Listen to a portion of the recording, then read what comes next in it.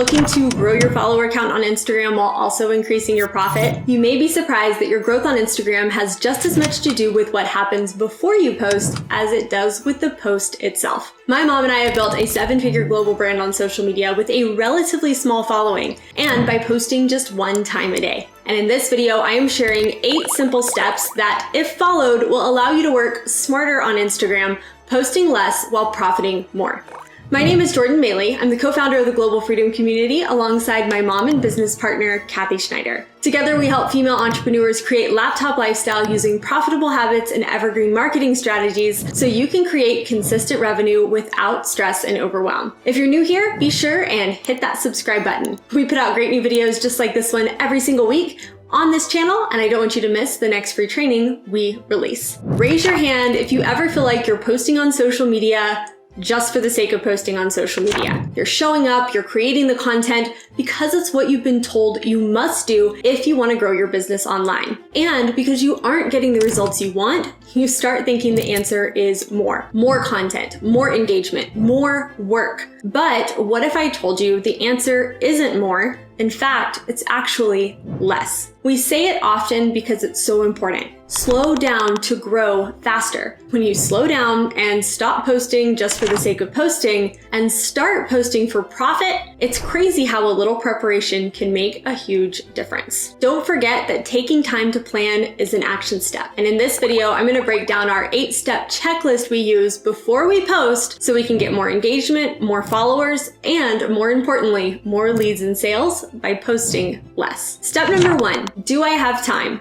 It all begins with time. You have to give to receive. And before we post, we ask ourselves, do I have time to warm up the algorithm before I post? And do I have time to engage after I post? Engagement is so important for 2 reasons. For one, people do business with those they know, like, and trust. You've got to be a human first and a marketer second. But the other reason is just as important, the algorithm. Never forget that at its core, Instagram is a social media platform. The algorithm will always reward you for spending more time on the app. So taking time to engage for 10 minutes, both before and after you post, can have a huge difference in your algorithmic favor. I like to take a few minutes before posting to reply to any comments I get on my previous post, but I take it a bit further by visiting that person's profile and leaving a little love on their posts as well. This tells the algorithm that we enjoy engaging with each other, and it's more likely to continue to show my posts to that person and people like that person in the future. Step 2,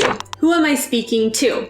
Does my post speak to my niche? To my ideal client? Don't overcomplicate this. Keep it simple. Remember, your niche is who you help and how you help them. If a post doesn't offer education, entertainment, or inspiration to that person around that problem, then don't post it. Step number 3, is my post on brand? And no, I'm not talking about your color palette or your logo. Jeff Bezos, founder of Amazon, defines brand as what people say about you when you're not in the room. Your brand is a lot more about how people see you than how you see your brand yourself. Your job is to make sure that the content you are creating is conveying the message you want to get across in the way you want to communicate it. On social media, it's so easy to allow comparison-itis to pull us off course here. We see someone else in a similar niche with more followers, more engagement, and we start to think that by being more like her, we can be more successful. My mom and I used to say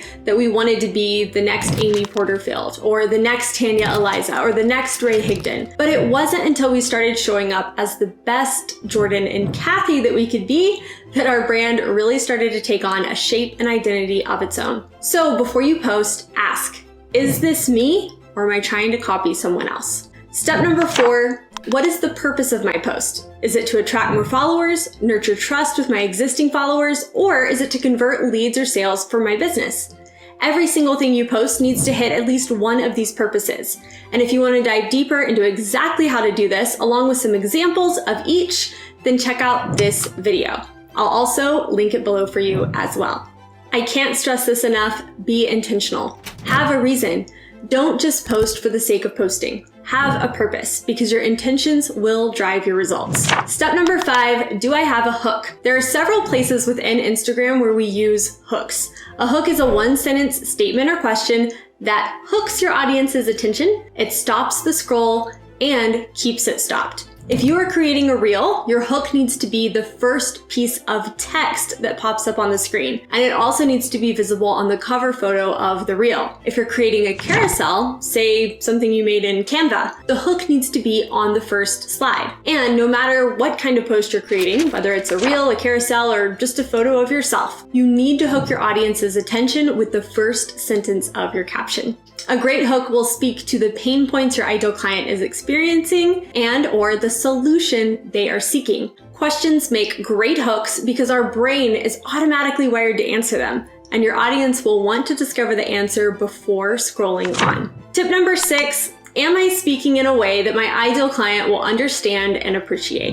One of the great lessons in marketing is that as a marketer, your job is to join the conversation in your ideal client's head. When writing your captions, designing your carousels, or creating your reels, you want the language to be something that your ideal client will resonate with and will understand. So, by using the same words that they are already using and by becoming their cheerleader, not their critic, you can really create content that they really want to read, consume, and share. Sometimes in our quest to give value, we actually end up insulting our ideal clients or customers. Your tips should leave them feeling better. They need to see themselves in your content and feel good sharing it with others. A good way to check this is to acknowledge how they might feel, create connection by saying you felt the same way, and then sharing a solution you found. This simple formula puts your prospect in your shoes and helps them see that you used to have a similar problem or pain point that they had,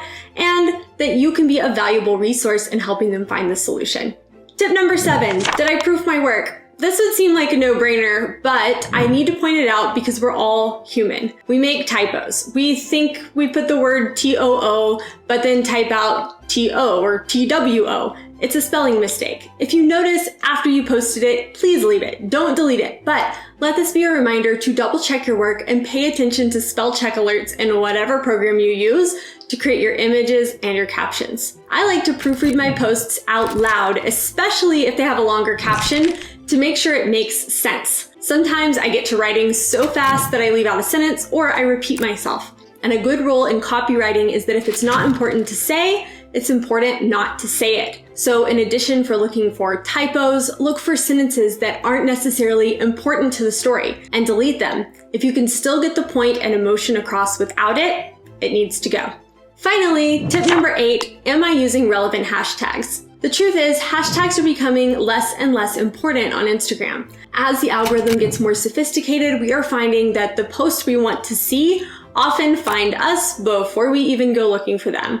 But here's where hashtags are still very important. They function as keywords, telling the algorithm what your post is about. Think of each hashtag as a searchable keyword, telling the algorithm who the post is there to help and what it's there to help them with. If you're tired of posting just for the sake of posting and you want to start posting for profit instead, I'd like to invite you to check out our Posting for Profits program. This low-priced offer is a perfect introduction to creating a profitable posting plan for both Instagram, Facebook, and TikTok. Inside, we break down how to choose the best platform for your business, how to identify your niche and create a social media profile that converts. We also cover how to turn your social media profile into a social selling hub that generates leads and sales for you daily, and how to create a content and engagement strategy for your feed and stories that gets the most results possible with the least amount of work. You can get all the details on the program at globalfreedomcommunity.com/profit. All right, that's all I have for now. I have asked YouTube to recommend the best next video for you, which you can watch right here. And just don't forget to hit that subscribe button before you go, so you'll be notified the next time we release a new video on this channel. Thank you so much for watching, and I'll see you next time.